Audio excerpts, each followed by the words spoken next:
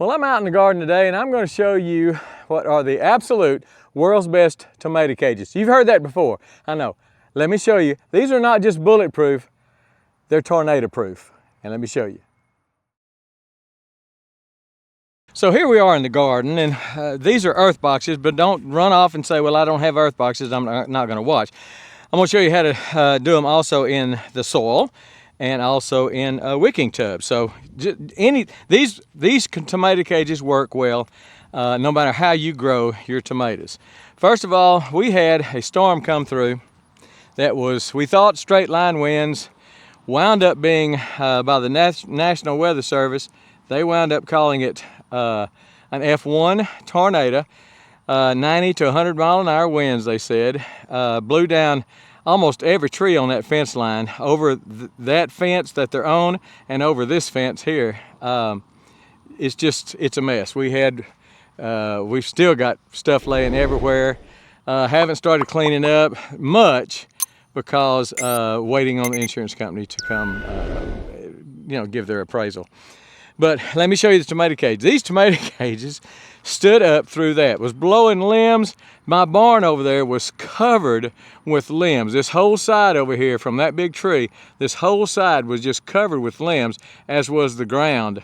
I'll tell you all about that later when I show you the damage up close and personal. I'm not doing that right now. I want to talk about the tomato cages because I came out here expecting to see all my tomatoes on the ground. I expected to see tomato cages laying over, and let me show you what I did, what they're made out of, how I set them up, and it's so easy to do that I am amazed that it stood up to a tornado. So let's show you what I'm doing here. These are my tomato cages. Now typically they're going to be round. I made them originally round. They're made out of concrete reinforcement wire. I've got a video on that. It's called How to Make the World's Best Tomato Cages or something like that. And they were round to fit down on a tomato.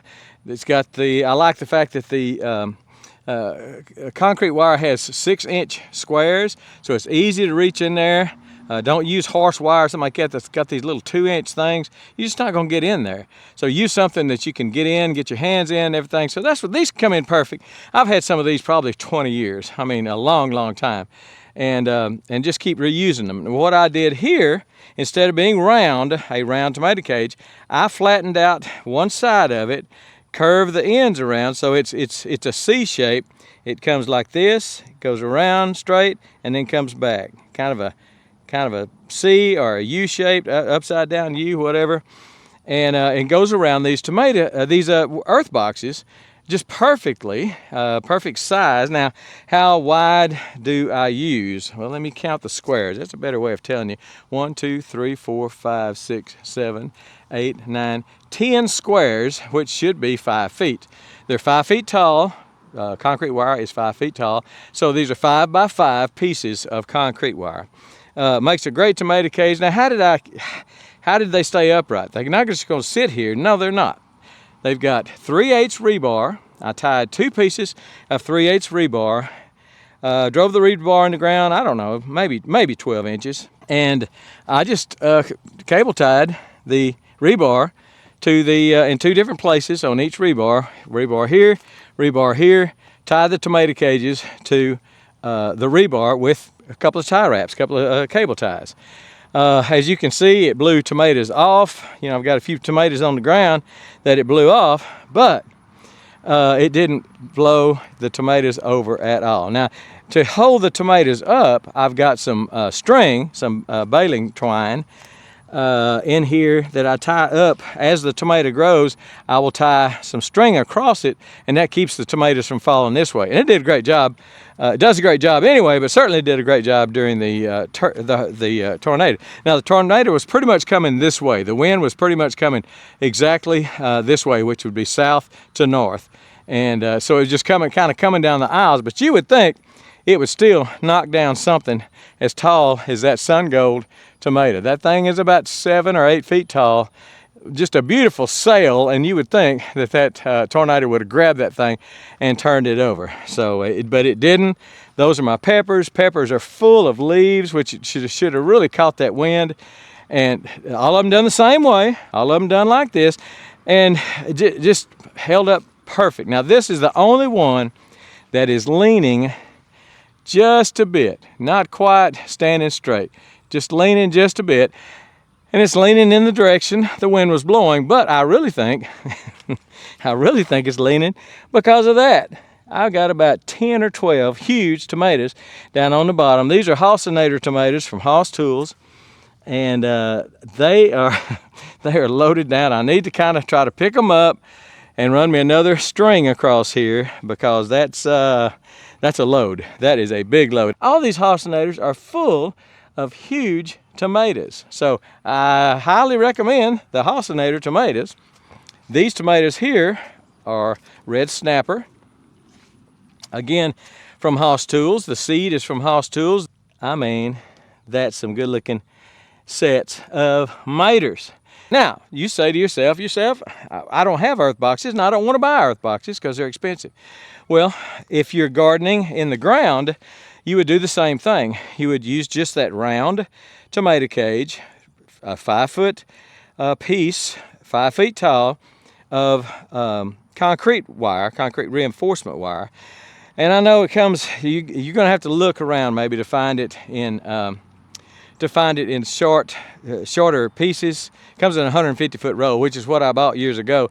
Made all these cages, still got, gosh, a lot left.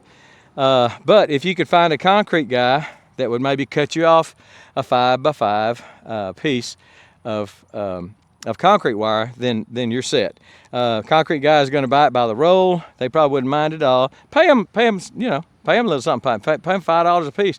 Last tomato cages you're ever going to buy. I'm serious about that. I don't care how old you are. So just if you're in the ground, just make the round tomato cage, set it down on top, and you can use a T-post. I have found that quite unnecessary, as you can see. You can just use some rebar. Now, if you don't have rebar and all you got is T-post or maybe some fiberglass posts, that would work well too. And just tie in probably 2 places. If it's round, if you've got a round one in the ground, tie, on either side of it. It's round, just tie it in 2 places, like at 9 and 3. And you're set. Put the post in the ground, the T-post or whatever in the ground, about 1 foot, and you're good. They're going to stand there and they're going to be proud, and they're going to hold those tomatoes up, even in strong winds. Now you may say, I've got wicking tubs. What would I do in a wicking tub? Well, I've done the same thing in a wicking tub. Wicking tub is round, a 5-foot piece of concrete wire. Just once you curl it up into a circle, and then you use some tie wraps. The cable ties work just fine, but you just turn it into a circle and it will set down perfectly around this wicking tub. Put you some rods down in there. If you've got the landscape cloth down in there because you made your wicking tubs, I tried to not go down so far that I punctured that landscape cloth, or especially that I didn't puncture the pipes in there, the round corrugated drain pipes. But they will just absolutely work great in wicking tubs. So whether you're in wicking tubs, whether you're in the ground, whether you're in earth boxes, these cages will stand up to anything. I'm also using them for these cucumbers. They're climbing real well. I haven't picked like I should because of the storm damage. We were without power for 4 days, and I've just been busy trying to keep the house going. Main thing I'm talking about is these dadgum tomato cages that withstood all this wind. Now I've got a few of my tomato limbs that are snapped, but the cages, they stood fast. And I am so pleased, and just had to show you that, they're not only functional, I think attractive. You could paint them. They're rusty. They're gonna rust. It's not coated. But they work great. They really work great with some huge tomatoes. You would think with the size of some of these clusters of tomatoes, that right there is almost as big as a softball. The rest of them are baseball size. You would think with some of the clusters of these tomatoes that just the weight of the tomatoes with any kind of shift in the wind would have taken them over, but they didn't. And I'm just so pleased with this, with what the garden looks like after the stinking tornado that we got. And just almost, well, we're thankful. It didn't hurt the house. blew down trees everywhere. Fences are covered with trees. Buildings were covered with trees laying out in the pasture. Some of them uprooted, some of them broke off. It's just a mess. It's really a mess, and I'm just trying to get with the insurance company, get them over here in a week or two, and we're going to see what they're going to do for me, and try to clean this mess up. Got a lot to do, a lot coming up, a lot of work coming up. I understand that, but I had to show you this. In fact, it's just, I'm amazed. I'm amazed. Hope you are too. Hope you like what you see. Give the video a thumbs up, if you will, and share it with somebody that you know that grows tomatoes, maybe has trouble standing those things up, and show them that there are some tornado-proof tomato cages. Look at those peppers. Man, that's pretty. That's pretty.